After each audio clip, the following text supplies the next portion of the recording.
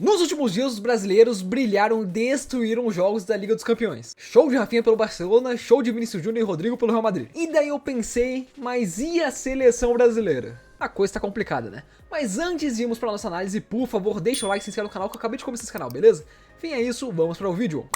Meus amigos, na verdade que esse vídeo aqui, ele foi inspirado nesse tweet que apareceu na minha timeline do Twitter, né, do senhor grandessíssimo Datafoot, que ele diz o seguinte: imagina que doideira se ele jogasse no mesmo time, seria um timaço. Imagina só se Vinícius Júnior, Rafinha e Rodrigo jogassem no mesmo time, né, seria uma coisa muito bonita, mas acredite se quiser, nossa seleção brasileira tem esses 3 jogadores de ponta e nada acontece, que coisa, né, não é mesmo? E antes fossem apenas 3 jogadores de elite, cara, a gente tem um dos melhores goleiros do mundo, que é o Alisson, temos o zagueiraço Murilo, o zagueiraço Bremer, temos o Marquinhos, que enfim, contestado, mas bom zagueiro, Gabriel Magalhães jogando uma boa bola, Carlos Augusto da Inter de Milão, o Wanderson, o Bruno Guimarães jogando uma bola fina no Newcastle, Matheus Cunha em sua temporada da vida, Martinelli recuperando espaço, sem contar os destaques do Brasileirão. Temos simplesmente o vice-artilheiro e o vice-vice-artilheiro da Champions League, a maior competição de clubes do planeta Terra, o atual The Best e talvez o futuro The Best. Mas quando chega a hora de analisar os jogos da seleção brasileira e todo mundo aqui gosta de futebol e vai ver a seleção, você não fica com aquele sentimento, putz, tem jogo da seleção. Eu lembro que na época do Tite, nosso queridíssimo Tite, apesar de um futebol um pouco não tão vistoso, mas muito eficiente, cara, todo dia que tinha seleção eu ficava, pô, vou vestir a camisa, vou ver o jogo e eu sei que nós venceremos. A pergunta é de quanto? O Brasil vai fazer 1, 2, 3 gols, vai levar gol? Provavelmente não, porque a defesa era extremamente sólida. Tite, com todas suas críticas nos momentos decisivos, ideias, enfim, o tanto quanto tortas em Copa do Mundo, é verdade, mas o senhor Adenor, ele tinha um plano. O ciclo do Adenor pela seleção foi muito bom e, cara, os números mostram, né? Nos últimos 17 jogos, isso pra não colocar todo o ciclo do Tite, que ele tem basicamente 80% de aproveitamento pela seleção, apenas 6 derrotas ao longo de 6 anos, é uma coisa muito boa. Nos últimos 17 jogos o Tite venceu 12, empatou 4 e teve uma derrota, lembrando que tivemos Copa do Mundo nesse processo, né, enfim, um campeonato difícil, complicado. Já sem o Tite, né, contando com nossos queridíssimos Dorival Júnior, Fernando Diniz e, enfim, Ramon Menezes, que o Ramon, eu já vou chegar lá. Mas enfim, nós tivemos 6 vitórias, 5 empates, 5 derrotas. Lembrando que os números estão um pouco desatualizados, então assim, a situação tá mais ou menos igual. Mas cara, como é que a gente cai de 80% de aproveitamento pra 47%? Beleza, o Neymar se machucou, é verdade, o Neymar se machucou. Mas cara, nós temos jogadores de calibre mundial, de uma qualidade indistinguível. Como é que isso aconteceu? E eu tento pensar e trazer essa resposta, mas é difícil. Mas é aquela máxima velha do futebol, quando tá todo mundo mal, quando todos os jogadores de campo não parecem produzir o que sabem, o que podem, a resposta só pode cair na administração. E meu amigo, eu acho que nossos técnicos tiveram culpa sim, mas eu acho que o problema é mais embaixo. Mas nós vamos chegar lá. Nós queremos evidenciar assim o problema da seleção brasileira. Vamos lá, objetivamente, pós-Copa do Mundo, o Brasil jogou contra o Marrocos, perdeu, primeira vez da história. Ganhou da Guiné, graças a Deus. Perdeu do Senegal, perdeu de 2 seleções africanas em 3 jogos, assim, todo respeito ao continente africano cada vez mais, enfim, vem sendo, enfim, prevalente no futebol mesmo, né? A seleção brasileira não pode se dar o luxo de perder para uma seleção africana, perder para uma seleção sul-americana, perder para uma seleção europeia. Nós temos que todas as seleções do mundo tenham que temer a nossa camiseta. As únicas que têm a derrota aceitável são seleções campeãs mundial, apenas. E mesmo assim devemos ficar tristes e machucados. Não podemos normalizar perder para Marrocos e Senegal, não podemos. Aí o Brasil faz uma estreia fenomenal com o Diniz em cima da Bolívia, com show do Neymar Júnior, lembram disso? Depois temos uma vitória magra no finalzinho do jogo, assistência do Neymar, gol do Marquinhos contra o Peru.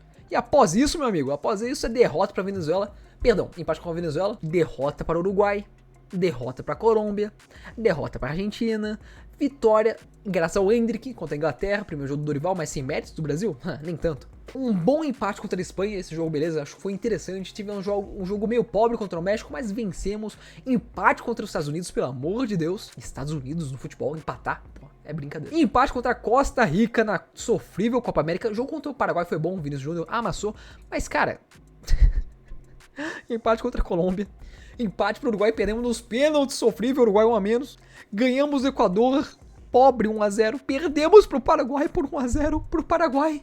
Ganhamos do Chile, esse jogo eu não acho que foi muito bom. Beleza, amassamos o Peru, foi um bom jogo, apesar que o resultado é levemente pouco, mas acho que o Brasil foi superior. Empatamos de novo contra a Venezuela, também 1-. Empatamos contra o Uruguai. O que acontece no pós-ciclo da seleção brasileira deveria ser motivo de deixar alguém preso. Uma vergonha que uma repita comigo, pentacampeã mundial, se sujeite a resultados tão patéticos, tendo um elenco tão estrelado. Os jogadores da seleção brasileira, meu amigo, eles dormem muito bem em hotéis de 5 estrelas, hotéis luxuosos, tem treinamentos excelentes, tem tudo que quer na mão, salários milionários, beleza? Eu entendo que a pressão de campo existe, Mas, cara, você é um jogador da seleção brasileira, você não está jogando Copa do Mundo, você está jogando contra o Paraguai e você me perde. O Vinícius Júnior não rende na seleção, um dos melhores jogadores do mundo, que só o melhor ele não rende. O Rafinha rende até um pouco, mas longe do que poderia. Rodrigo também, longe do que poderia. Os outros jogadores eu prefiro nem comentar. É uma desastre, uma desgraça. Mas apesar que eu quero muito mesmo colocar a culpa nos apiteiros. Cara, o Dorival, ele foi pra seleção depois de 2 anos excelentes pelo Flamengo e pelo São Paulo, né? O Diniz foi pra seleção, é verdade. No momento mágico do Fluminense, eu sempre tive minhas críticas ao Diniz, acho que o modelo de jogo dele, enfim, ele tem seu preço, né? Ele deve ser muito treinado, eu não achei que ele combinaria com o ambiente de seleção e o tempo me provou certo, ele não combinou.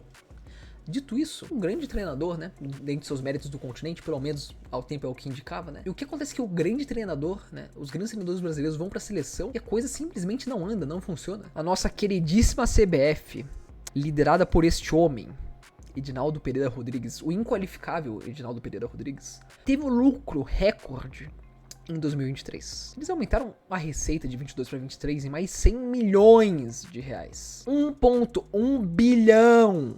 O superávit, que é o lucro, senhores, 238 milhões de reais nos cofres gordos da CBF. Olha que coisa boa, né? Nossa Federação Nacional arrecadando mais. Espera-se que o nível do campeonato aumente, que os árbitros sejam melhores treinados, que nossos treinadores sejam melhores formados. Será mesmo? A verdade é que nos últimos anos, a maior competição de clubes da América do Sul foi dominada por treinadores estrangeiros. Tivemos em 2019 um português, em 20, um português, em 21, um português. Brasileiro, português. 2 brasileiros, é verdade, mas dominada por portugueses. Que por acaso, veja bem, os brasileiros que ganham, tecnicamente são os nossos melhores brasileiros. Os melhores treinadores brasileiros estão aqui treinando no continente. Os melhores treinadores portugueses estão treinando no continente americano? Não, né? Os treinadores portugueses que aqui estão são treinadores de segundo escalão europeu. Quiçá terceiro. Vide o Tite, que é o melhor treinador brasileiro, e não conseguiu um emprego na Europa sequer, após um trabalho fenomenal na seleção brasileira. De quem é culpa dos nossos treinadores não estarem no topo do futebol mundial? A Argentina, né, nossos irmãos, muito menos qualificados financeiramente do que a gente, tem uma penca, uma quantidade absurda de treinadores na elite europeia. Citaram alguns nomes, tinha o Simeone, Pochettino, o próprio Scaloni, o estagiário que foi campeão mundial por sua seleção. Tem um curso renomado.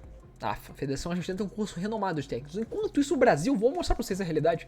O curso da licença da CBF, você tem que tirar várias licenças para ser treinador de futebol, tá bom? Você tem que começar na licença C, que custa, meus amigos, não sei se dá pra ver, R$ 5.800. Você sabe a realidade do brasileiro médio, senhor Edinaldo Pereira? Ó, aqui. R$5.000. Você sabe a realidade do brasileiro médio para cobrar R$5.000 numa licença? Mas veja bem, essa é a licença pro C, né? Você quer realmente treinar outros times e subindo na carreira, você tem que ter a licença B. A licença B custa 9 mil, então não perca as contas. 14 mil reais gasta na sua formação de treinador. Vamos para licenciar?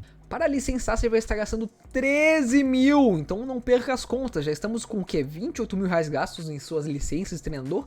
Vamos ver a licença mais top, a licença Pro, ela mesma, né? Que é importante a licença Pro para treinar no Brasil, né? Muito importante, já que ela te permite treinar clubes no mais alto nível do futebol nacional. O que? Você gasta 24 mil para licença Pro? Que maravilha, 24 mais 28? 52 mil reais gastos em licença de treinador. No Brasil, que o salário mínimo é R$ 1.500 por mês. No Brasil, que o cidadão médio ganha o quê? R$ 2.500, R$ 3.000 por mês. Você quer que ele desembolse 50 mil reais de sua formação? Como é que uma nação que deveria ser o olhar de ser a nação do futebol consegue elitizar tanto o processo para virar técnico? Como é que o cidadão empobrecido que cresceu vendo seu time pela televisão, cresceu pensando em fazer a diferença, sonhando, ambiciando com estar lá à beira do campo, treinando, pensando o nosso querido futebol, como é que ele pode chegar lá se os preços são tão exorbitantes, fora da realidade brasileira? Para mim é inacreditável. Pra mim, beira o ridículo. É um descompasso do senhor Edinaldo. Que beleza, para ser justo, não foi ele que edificou esses preços, não foi ele que colocou esses preços, mas poderia ter mudado, né? Você é presidente, certo? Tem apoio das federações. E como tem apoio das federações? Poderia ter mudado, democratizado o acesso. Se a seleção brasileira tem bons nomes, eu creio faltar material intelectual. Não temos um treinador nosso na elite do futebol europeu. Isso é preocupante. E a realidade é que hoje eu não vejo a CBF fazendo nenhum movimento para tentar arranjar isto, corrigir isto. Esta, pra mim, é a grande deficiência do nosso futebol, que vem melhorando nos últimos anos, é verdade, com contratações mais caras, maior faturamento dos times, organização financeira, campos melhores. O processo tá acontecendo, temos uma maior média dos últimos anos, em 2024, do Campeonato Brasileiro. Enfim, o nosso campeonato está melhorando, mas se não conseguirmos a profissionalização dos árbitros e, principalmente para a seleção, a melhora dos nossos técnicos, nós não iremos a lugar nenhum e o Brasil há de conseguir uma Copa apenas por um golpe de sorte. Enfim, parando de choro, se você gostou do vídeo e viu até aqui, por favor, dá o like e se inscreve no canal, cara. Acabei de começar e a sua ajuda é muito bem-vinda. Comenta aqui nos comentários, por favor, que vídeo você quer ver ao seguir e qual que é a sua opinião sobre o senhor Edinaldo Pereira Rodrigues. Concorda comigo? Discorda comigo? Comentei que eu vou ler. Enfim, é isso, um beijo, um queijo e acho que o YouTube vai gostar que você veja esse vídeo aqui. Assiste aí.